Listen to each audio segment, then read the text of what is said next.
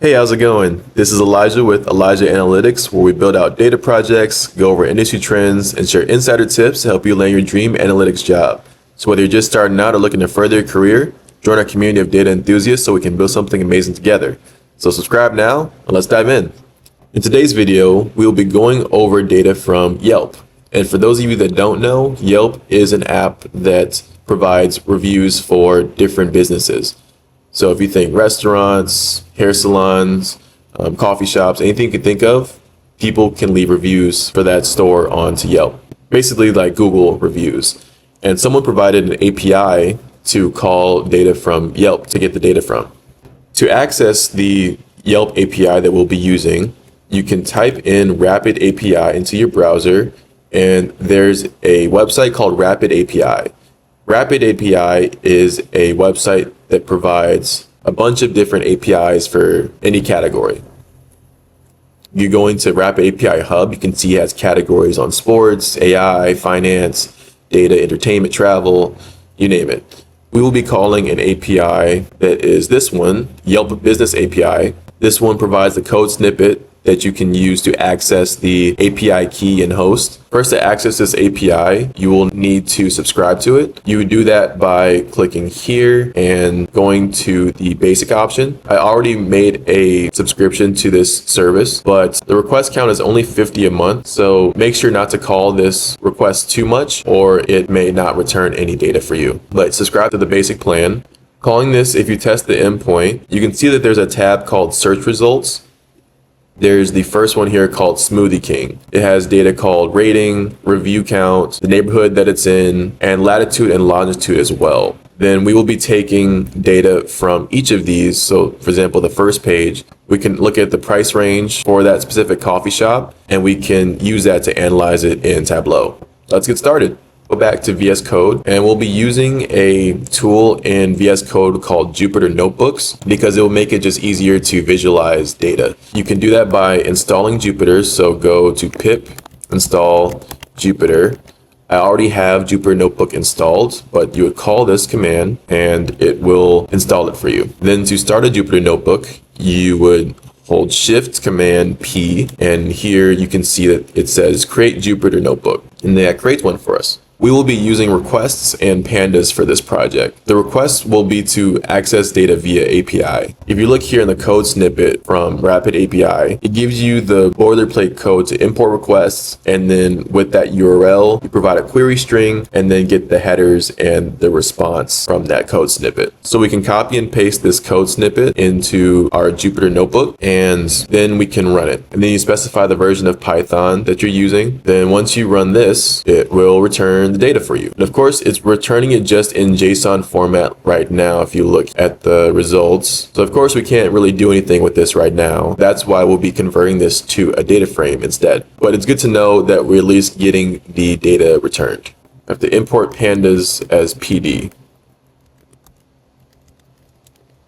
Let's create a new code cell. In this cell, we can start to do some of the parsing for this raw data that's being returned. Let's start by saying if response.statuscode equal to 200.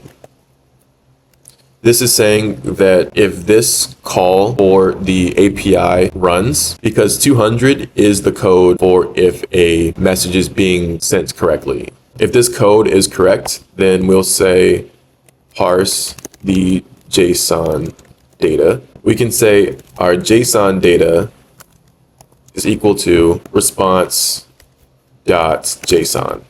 This JSON here is saying that it will be turning this raw data that we got via API into JSON. And then from JSON, we can then turn that into a pandas data frame. Similar to my previous data engineering project, we can work with error handling here, meaning if this code works, we'll get a response back to us to show that it's running how we expect it to. Let's call this convert JSON to data frame. We'll call our data frame df, then we'll say PD, so we're calling the pandas data frame, and then JSON normalize than that JSON data that's being created. This is saying that with that pandas module that we're using, we're getting the JSON normalize function from there. And the JSON normalize function is what converts that to a data frame. Then if that is successful, we will say print JSON data uploaded successfully. If that doesn't work, so we'll put an except for that, we can say data not loaded into data frame. Then let's run this. Okay. Now we can make another code snippet to see what our data looks like. So we'll display df. You can see how in search results, it's showing what we wanted to return, but it's still in a huge list that is unable to be parsed through right now. This shows us that we need to go into search results specifically to extract the data that we're looking for from there. Doing that, we can create a new cell. We can say that if the column search results in our data frame, so data frame.columns, we can create a comment to say that this expands the search results column.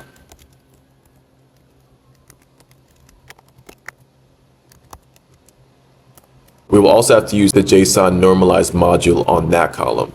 So we can say that search results data frame equal to pandas.json normalize data frame search results. Let's see what this looks like. So we can display this new data frame. Okay, looks like we're able to get the items out of the search results, and now we need to append this to our original data frame that we created. Let's do that down here by creating a new cell. For our search results df, we can append that to our original data frame by saying pd.concat, then pd.json normalize. We can just call this record for the record that is in our data frame of search results. Then we can ignore the index so it doesn't look at indexing. What this is doing is first it looks inside here and goes to normalizing each record that is created here in that search results column of data frame. And from there, it concatenates those into that search results df that's created. We have this code, but we only want to have it run if a search results column is in our data frame. That's why we need to copy it and then put it back into what we have up here, like this. Then we can make a comment for that again to say that if the search results column is a list of dictionaries. Then we can create an else statement here in the case that search results is not in that column. We can just print that the column search results is not in that data frame.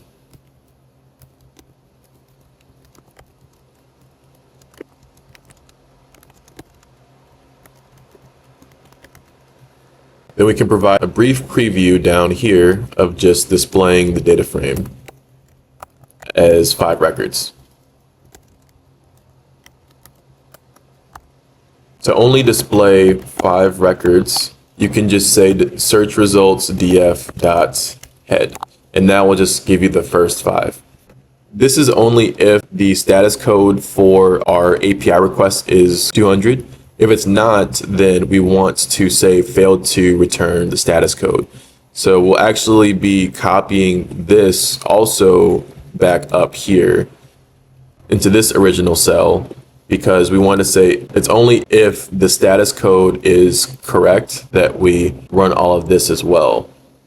Then we need to indent this over like that. Then we need to bring this over so it matches this if statement up here. There was this if response status code equal to 200. So we also need an else statement in the case that that's not correct. For that, we will say else. Then we'll do what's called an f string. It's just still a print statement, but now you can input variables within the statement. So I'll show you. If you put F at the beginning, and then you can say failed to fetch data. And if you use two squiggly brackets, you can say response.status code.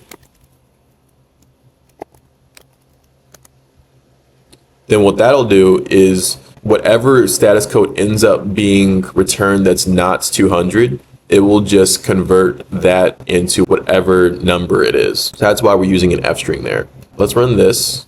Now you can see that the JSON data was uploaded successfully. Then we have also the columns from the API. We have columns such as name, if the review is an ad. We also have the price range for our data. So in this case, we use coffee shops from Chicago, the coffee shop rating, the amount of reviews it got, as well as the neighborhood it's in, the business phone number, their website. They have a column for photos, also latitude and longitude. This is good because now we can answer more questions that we have about this data. One, for example, could be what is the number of reviews based on the rating of the coffee shop? Or do more expensive coffee shops get more reviews? Or anything else you can think of. One thing we could take a look at is using this neighborhoods column, because it may be interesting to see if there's certain neighborhoods that have more traffic than others. But now it looks like the neighborhoods values are in lists. For that, we would need to get the first element out of the list in the neighborhoods value. We can make a separate column for this. Let's call it neighborhoods 2. That will be equal to the neighborhoods column. So the neighborhoods column here. And then we'd use an apply function. And the apply function, whatever function we use within those parentheses, it will apply it to that column. Then within the apply function, we would do what's called a lambda function. And this is what will go through each row and then apply that function to it. So say lambda x, then we'll say x0 if is instance, x list, and the length of x is greater than 0, else none. Okay, what is this code doing?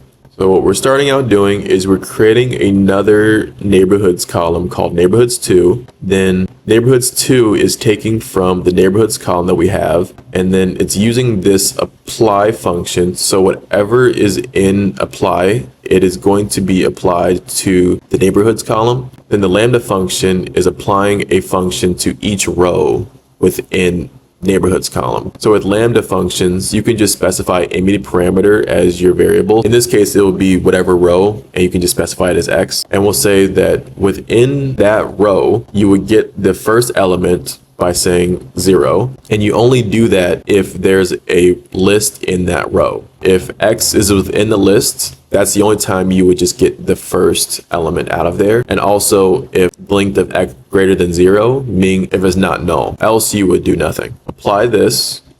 Then let's take another look at our data frame.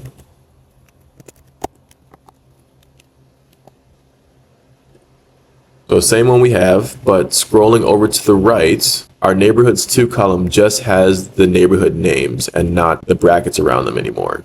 Now all that's left is we can just export that data frame as a CSV file, and then we can import it into Tableau to then do further analysis from there. To export the data, we can do search results data frame .to CSV, then specify what you want that CSV to be called. We'll say that this will be coffee shop Chicago data.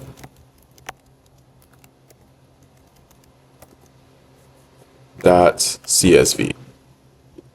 Then run this. It shows up here on my screen, and looking here now it shows all of the data that we exported. Okay, cool. And now we can get on to the Tableau portion. For those of you that don't know, Tableau is a popular data visualization software where you can import data and then show it through charts, graphs, and create dashboards with it. You have to go to Tableau Public, which is their open free version. I already have an account, but if you're starting for the first time, you go to Create and then download Desktop Public Edition. And here you can download Tableau Public, and it will start downloading it for you. If it doesn't download, you may have to pick from here to download it instead. I had to do this where it wouldn't download using the original way, but clicking one of these was able to do it for me. Then once that's downloaded, you can just search Tableau in your Spotlight and it comes to here. I have some previous projects here already, but if you're trying to import the data that you just created, click on text file. You look for the file that you created, then you can just open that and it's imported with all of the requirements that we were looking for with the new neighborhoods 2 column that we created. Now we have some options with the types of questions we want to answer. One thing we can look at is trying to create a map of this data that was imported. So here you can go to a sheet. Let's try to make a map with the latitude and longitude data. For that, go to latitude and you have to specify that the geographic role is latitude because right now it's longitude, but switch this over and same thing with longitude. Make sure it's longitude. Then if you double click those, it will give you a map. Right now, this is just an average of all of the coffee shops together. Now you need to add neighborhoods 2 as a detail. Then it spreads it out for each shop. So zooming in is not the most accurate distances because of how tightly clustered they are together. Some of them are slightly off in terms of neighborhoods, but the idea is still there. Looking here, it just shows the neighborhood, latitude, and longitude, but we can also include some more parameters to use. We can add name by going to detail and clicking name. Now it includes a name on those, but maybe instead we can put name to label so it's easier to identify which coffee shop is which, like that. In this chart, we want to see how many reviews sponsored ads get for businesses versus unsponsored. For that, we can take a look back at the data source. Looking at the review count, it looks like there's a lot of variability here. So if we include a way to determine by size the review count, that can give us a better indication of how many reviews a business gets. Let's scroll over to review count. Then if we put this to size, now it shows relative to each other how many reviews they're getting. We also want to include whether a business has an ad that's sponsored or not. And that's this column here. Because if you look back at the data source, this is ad column, but the first 2 is true, and then the other ones for these are false, besides Capital One Cafe. Scrolling over, we can bring this over to color. So now any ads that are sponsored are orange, and then all of the ones that aren't sponsored are blue. Since it's on Yelp, maybe we can make these Yelp colors. Yelp is primarily red and a lighter shade of red. To change the color, go to edit colors. For false, let's say it's a lighter shade of red, kind of a pink, and then true is a darker red. And say okay. You can see how all of the ones that are sponsored have much lower numbers of reviews versus the unsponsored ones. So maybe those businesses are trying to promote themselves more to get to more reviews, but it doesn't seem like it's that effective so far. Then let's label this sheet number of reviews for sponsored and unsponsored businesses. That is one sheet done. Now let's see what other things we can answer about this data set. Another option is looking to see the average rating for price ranges of coffee shops. So maybe coffee shops that are cheaper have a lower rating than more expensive ones. Let's make a new sheet. We'll be using the rating column and the price range column. Here it already creates it for you. There are price ranges that are null here. I'm not sure what price ranges those would fall in, but at least looking at the ones that have $1 versus 2, you can see that it's specified to sum right now. You have to change it to average to get what we're looking for. Now you can see that there is a slight bit of difference between $1 versus 2. So maybe more expensive ones have a slightly higher rating, but it's not definitive data to draw a conclusion to that though. Let's also try looking at the relationship between ad sponsorship and their average ratings, because maybe ones that are sponsored have a higher or lower average rating versus unsponsored ones. Let's make a new sheet. Then we'll be using the rating column and the is ad column. It's set to sum right now, but if you go to creating an average for this, now you can see there's some more discrepancy here. Looks like the ones that aren't sponsored have higher ratings on average versus ones that are sponsored, which is interesting. Finally, we have our 3 sheets created, and we want to put them onto a dashboard to display all of them at once. To do that, go over here to New Dashboard, and you can just drop each sheet here individually, like so. And it ends up looking like this, and of course it looks pretty clustered right now. Let's make it a bit bigger. We can expand the dashboard by going to size and then increasing the width.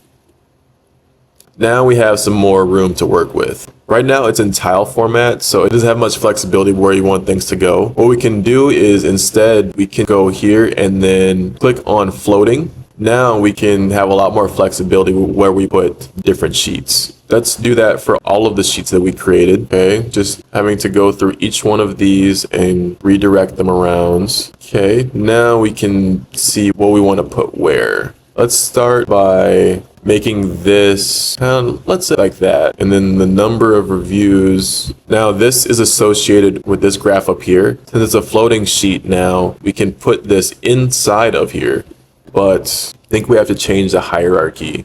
We have to bring this up to the front so it shows. There we go.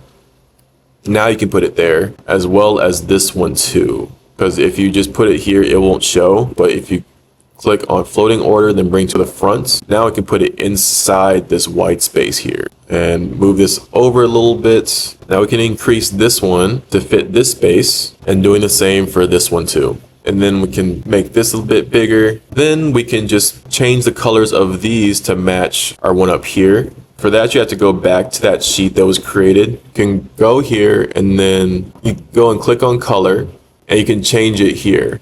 Let's say we can keep this to a lighter pink like that. Then it'll be automatically updated. And doing the same with this one, you click on color again, and then let's keep this to that same color. And if you look up here, you can press present, and it'll show you what it'll look like in a presentation. This looks a little bright right now, so we can go here to layout, and then backgrounds. Now we can change it to something not as harsh. And you can just change the names of some of these. So like is ad, instead we can just call this sponsored and unsponsored ads. Click OK, then right click, and then edit alias. Names, change it to unsponsored. Right click here and then edit alias again and just say sponsored. And it changes automatically down here too, which is nice. And maybe down here, instead of null, we can say price range unavailable. And then just renaming these titles. We can call this average rating by price range. Then this one can be called average rating by sponsored and unsponsored ads. Lastly, we can change this one too. Maybe we can just hide this field. Okay, and looks like this should be good. Then you can look how it looks in presenter mode, and there could be maybe some things that could be touched up. I'm not the best designer, but it looks like it at least follows a certain style, and it gets the point across with the data you're trying to present. And now you have this saved for your resume to show to potential employers and to show your ability to parse data through an API, and messy data at that. As you can see with the data frame that we exported, all the data wasn't crystal clear. Here you can see how there's some null values. There is still some data that has to be parsed through, and you have business knowledge of understanding what price ranges are, the ratings, what those look like. So I think this is a great project. If you're interested in building out more data projects, feel free to check out my other video that I created recently on data ingestion and extraction. That's taking out comments from YouTube videos and then inserting that into a database with SQL and Python. So make sure to check that out. And if you're interested in this type of content, let me know. Leave a like, subscribe, and let me know if there's any other tips or information I can give you about the data space. So thank you for watching, and hope to see you in the next video.